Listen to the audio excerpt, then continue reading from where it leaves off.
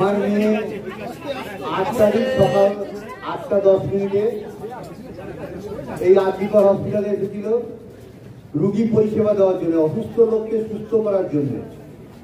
আজকে এই হসপিটালেই সে বলি হয়ে গেছে দুর্বৃত্তদের পাল্লায় পড়ে। দুর্বৃত্তরা তার জীবনটা শেষ করে দিয়েছে। আজকে তার এতদিনের স্বপ্ন এবং আমি যে 62 বছর ধরে যে স্বপ্ন তিন করে গড়ে তুলেছিলাম, একটা রাতের মধ্যে আমাদের জীবনটা পুরো উলটপালট করে দিয়েছে। আমার মনে কতগুলো প্রশ্ন এসছে, আমি শুধু মিডিয়ার কাছে সেই প্রশ্নগুলোই রাখবো।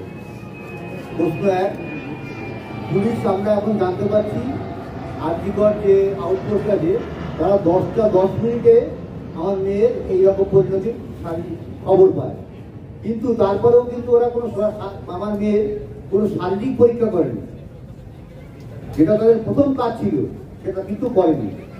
দ্বিতীয়টা, বেলা 11টার সময় আমাদের জানানো হয় আমার মেয়ে আত্মহত্যা করেছে। তারা কোনো মেডিকেল টেস্ট করলো না, আগেই তারা বলে দিল আত্মহত্যা করেছে। ঠিক আছে, কেন করেছে এটা সেটা তারাই জানে, তারাই উত্তর দেবে। আমাদের মেয়েকে দেখতে আমরা যখন হসপিটালে আসি 12:10 আমার সেই মেয়ের মুখ দেখতে 3 ঘন্টা 3.5 ঘন্টা ওই সেমিনার হলের বাইরে আমাদের বসিয়ে রাখা হয় এবং মেয়ের মা মানে অভয়ের মা পুলিশের হাতে পায়ে ধরতে শুরু করে। ভেতরে তখন লোকজন ঘোরাঘুরি করছে, আমাদের কিন্তু ভেতরে ঢুকতে হবে। এটা কি কারণে? এই প্রশ্নটা আমার উত্তর চাই। পোস্টমর্টম করতে হাসপাতালে দেরি করলো কেন? পোস্টমর্টম তো সাধারণত 4-5টার মধ্যে করা উচিত ছিল, কিন্তু দেখা গেল 6টার আগে পোস্টমর্টমটা হলো না, তারা থেকে শুরু হলো। আমি এফআইআর করলাম তারা থানাতে। কি হলো? আমি 6:30 থেকে 7টার মধ্যে এফআইআর করলাম। আমার এফআইআর এর রেজিস্টার হলো কখন? 11:45 পরে দেখতে পাচ্ছি ডাক্তার এখানে, এত ডাক্তার থাকা সত্ত্বেও এত কিছু জানার পরেও পুলিশ একটা আনন্যাচারাল ডেথ কেস করলো, ডায়েরি করলো। কি কারণে? হাসপাতাল কর্তৃপক্ষ, পুলিশ কেউ এফআইআর করলো না, যেটা সবার আগে দরকার ছিল, করেনি। 12টা থেকে বিকাল 7টা পর্যন্ত আমরা এই আরজিকর হসপিটালে পৌঁছে ছিলাম, কিন্তু হাসপাতাল কর্তৃপক্ষ এবং ঊর্ধ্বতন কর্তৃপক্ষ কেউ আমাদের সঙ্গে একটি কথাও বলেনি। আমরা দেহ রেখে দিতে চেয়েছিলাম, আমরা দেহটা রেখে দিতে চেয়েছিলাম, কিন্তু যে কোনো মানে এত প্রেশার আমাদের তৈরি করা হয়েছিল সেই সময়।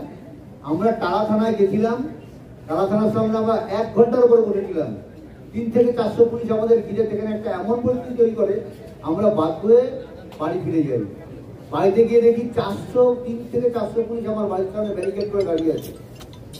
কিন্তু এমতো অবস্থায় আমাদের আর কোনো কিছু করার ছিল না, বাধ্য হয়ে আমরা মেয়ের দেহ দাহ করতে বাধ্য হই। কিন্তু এখানেও একটা আমার প্রশ্ন, আমার মেয়ে আজকে সেদিন মারা গেছে, শ্মশানের যে খরচ সেই খরচটা ফ্রি করে দিয়েছে কারা? আমরা জানতে পারিনি কিন্তু আজ পর্যন্ত। কেন করা হয়েছে? কেন? আমার মেয়ে আত্মার বাড়িতে খুব কষ্ট পেয়েছে যে লাস্ট শেষ সময় তো সে ভেবে গেছে যে আমার ভাবি এই কোটি টাকা ভাবি খরচা করতে পারলো না। কি মর্মান্তিক ছিল সেই দিনটা আমার কাছে। এই প্রশ্নের উত্তরটা আমার কে দেবে?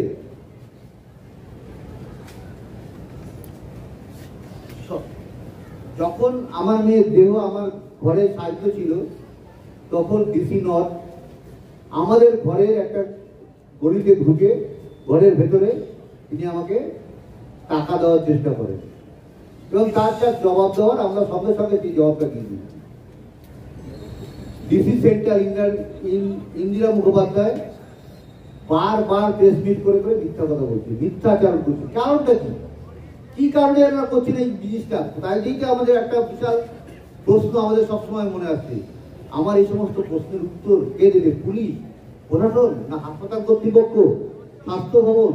সবার কাছে আমি এই আর্জি জানিয়ে আমি এখানে বড় অসুস্থ শেষ করছি।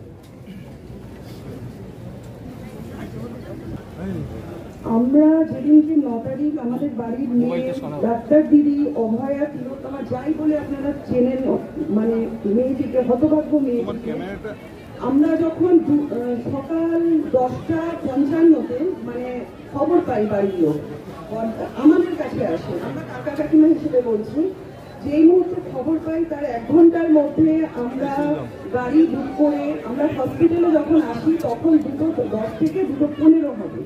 তার আগে কি ঘটেছে সেটা আমি বলতে পারবো না, কিন্তু তারপরে যে ঘটনাগুলোর সাক্ষী আমি হয়েছি বা আমরা চারজন আমরা এসেছিলাম, আমি, আমার মেজো ভাসুর, আমার ছেলে, ওরাই দাঁড়িয়ে রয়েছে রাহুল দেবনাথ, আর পেছনে আমার যা আছে, এই 4 জন আমরা একসাথে এসেছিলাম।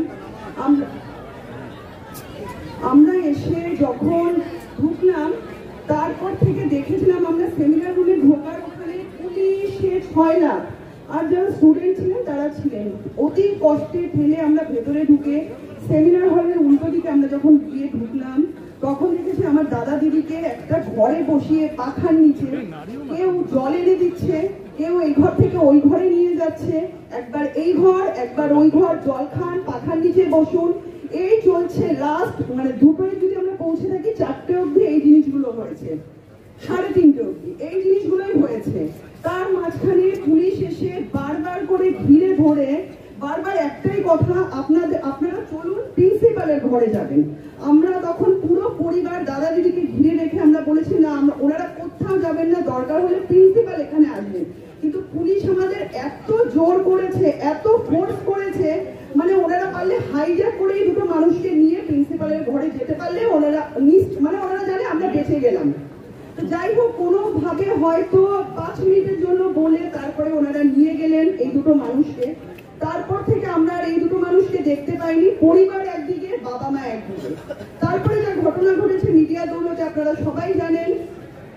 দেন যখন পোস্টমর্টম হয়ে বডি বেরোচ্ছে, দাদা দিদি গাড়ি করে যখন বেরোলো তখন হাতটা আমাদের দেখিয়ে গেল। আমরা বুঝলাম যে হ্যাঁ তারা বেরোচ্ছে। আমরা কি জানবো নর্মালি যে এরপর আমরা পরিবারের লোক আমরা যাব বা মাঝখানে অ্যাম্বুলেন্স যাবে তারপরে আমরা যাব, কিন্তু সেখানে দাঁড়িয়ে আমাদের বলা হয়েছিল যে আপনাদের পরিবার তো আপনাদের জন্য 2টো গাড়ি রাখা আছে। আমরা যখন গাড়িতে, মানে আমি বলছি দায়িত্ব নিয়ে এটা আমি বলছি, আমি যখন গাড়িতে উঠতে যাই আমাকে ধাক্কা দিয়ে ফেলে দেওয়া হয়, ধাক্কা দিয়ে পুলিশ ফেলে দিয়ে বলে না না এই গাড়িতে পুলিশ ছাড়া কেউ উঠতে পারবে না।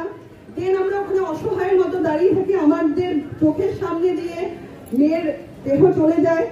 তারপরে ওখানে যারা আমাদের পরিচিত ছিলেন তারা বললেন যে আপনারা দেখুন কি করে যাবেন। তখন আমরা নিজেরা ম্যাটাডোর করলাম, ম্যাটাডোর করে আমরা অন দা ওয়ে যখন যাচ্ছি, মাঝ রাস্তা যাওয়ার পর হঠাৎ আমাদের মনে হলো যে বর্দাকে ফোন করি। যখন বর্দাকে ফোন করা হলো তখন বর্দা বলছে আমরা তো তালা থানায় বসে রয়েছি।